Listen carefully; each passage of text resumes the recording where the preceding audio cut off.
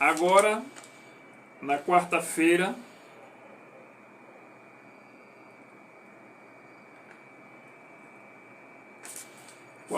não, perdão, eu virei a página.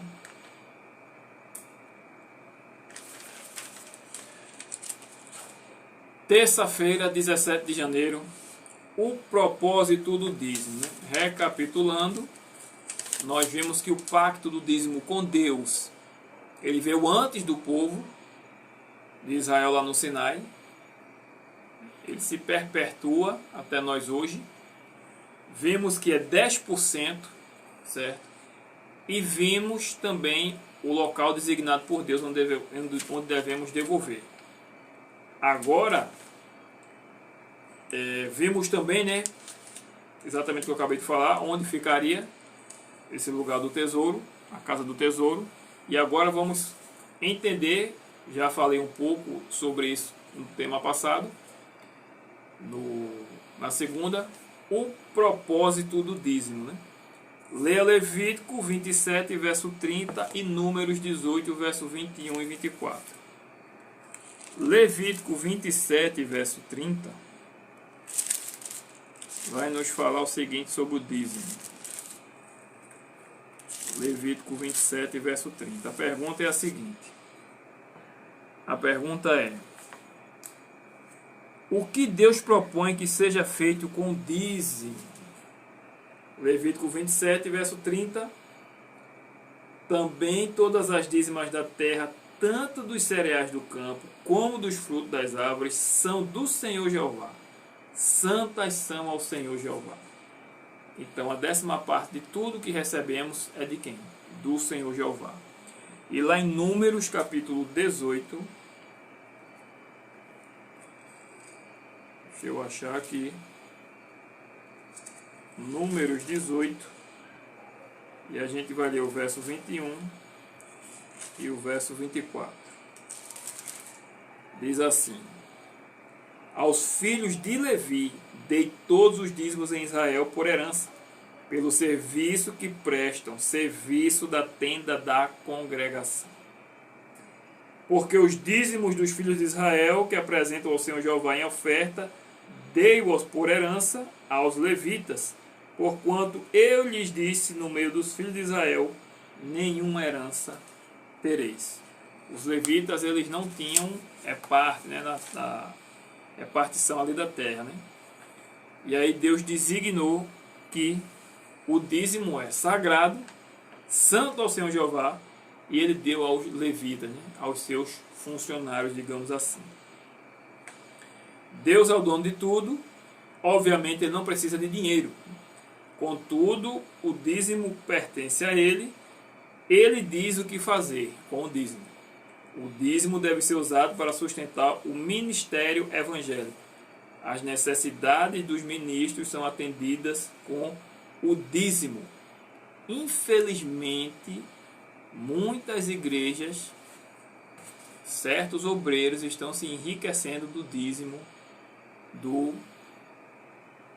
do Senhor. Eles também estão roubando a Deus no dízimo, porque aqui na palavra de Deus a gente não vê nenhuma recomendação para que se enriqueça com esse dinheiro, mas que tenha mantimento, que tenha o sustento necessário. Tem pastor por aí que o salário é 150 mil reais. Como é que um homem desse pode deitar a cabeça no travesseiro sabendo que tem gente dentro da igreja dele desempregada, passando por dificuldade? 150 mil reais. E tem outros que ficaram milionários. Vão ser cobrados por Deus. Vão ser cobrados por Deus. E aqui diz também que os próprios levitas, né, eles também devolviam o dízimo. Assim também é com os pastores adventistas hoje. Eles também devolvem o dízimo deles. Em Atos 20, verso 35, temos um verso bastante interessante.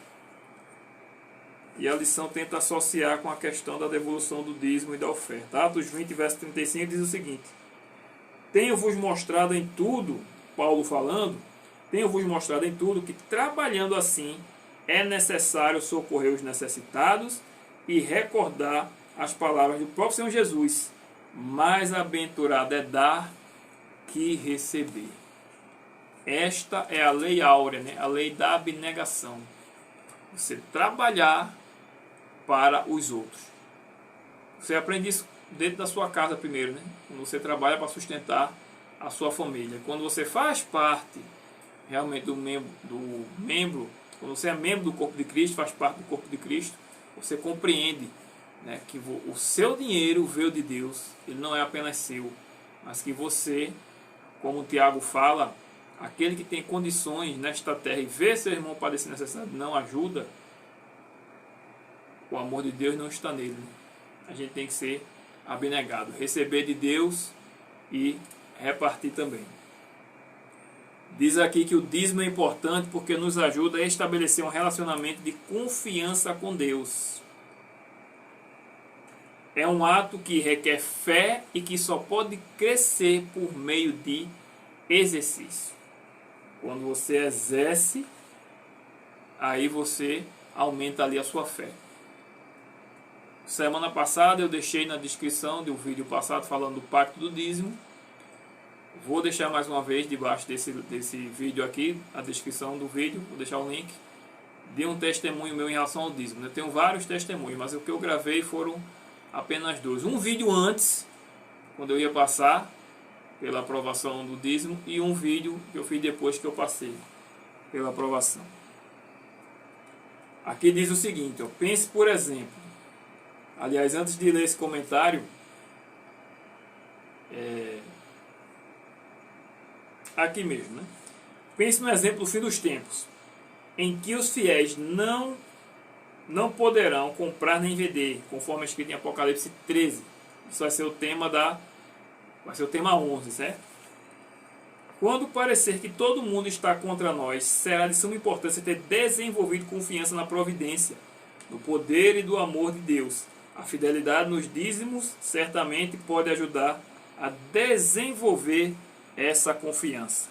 É crucial que todos nós aprendamos a confiar em Deus, independente da situação. Então o dízimo também nos ajuda a confiar em Deus, independente da situação.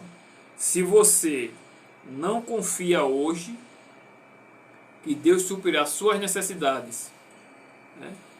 Você devolvendo o seu dízimo, se você não confia, se você acha que é pouco o salário que vai sobrar para você, como é que você vai confiar em Deus quando você não puder comprar e nem vender? Se você não exercitou sua fé hoje, como é que vai ser quando não puder comprar nem vender? Se quando você pode comprar e vender e você tem o dinheiro, devolve o dízimo e os 90% que fica, você ainda tem como você se manter com os 90%, você não confia, acha que é pouco. Então quando você tiver o dinheiro e não puder usar, como é que você vai confiar em Deus? E Deus vai lhe suprir sem você poder comprar nada. Como é que vai ser?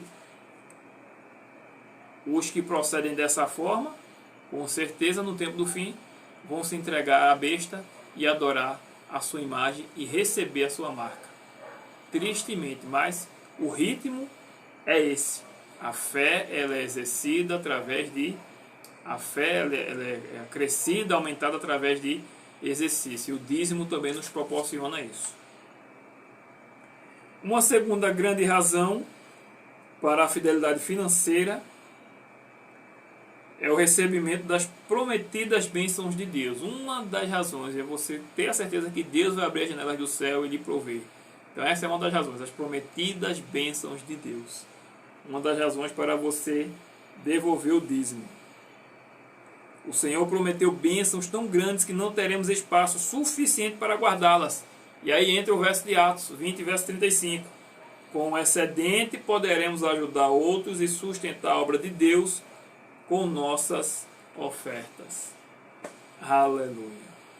Então, esse é o propósito do dízimo também.